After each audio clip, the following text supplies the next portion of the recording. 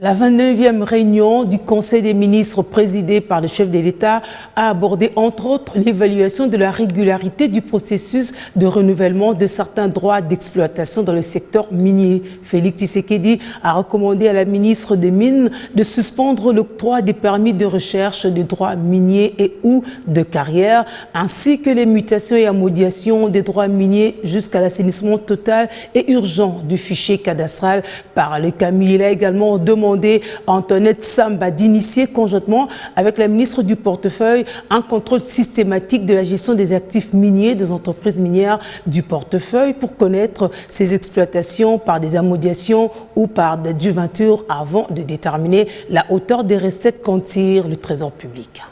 Cette rationalisation permettra d'accroître la contribution de ces secteurs dans le budget de l'État et de faire bénéficier en priorité à nos populations nos richesses minières. Ainsi, en attendant que toute la lumière soit faite sur le processus des déchéances de permis de recherche concernés par ces processus, le président de la République a recommandé à la ministre des Mines 1.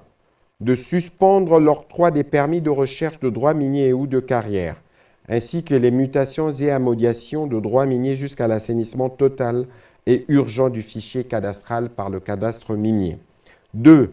De déclencher la procédure de retrait de droits miniers et ou d'autorisation d'exploitation de carrière permanente à la suite des manquements des obligations administratives et sociales contenues dans l'article 286 du Code minier. 3. De poursuivre l'identification des périmètres de recherche où s'effectuent les activités minières illicites.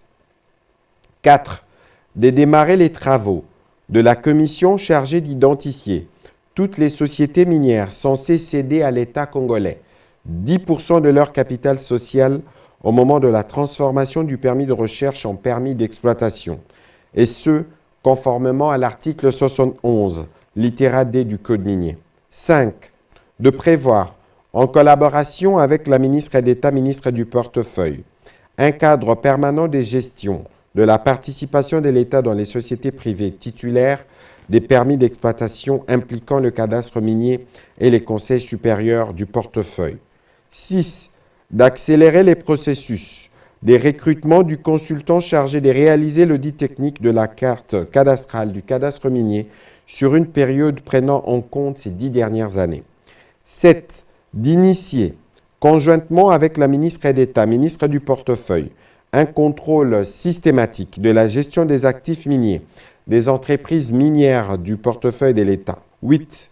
D'évaluer la régularité du processus de renouvellement de certains droits d'exploitation dont les informations sur les soupçons de corruption et les manques à gagner pour l'État lui sont parvenus.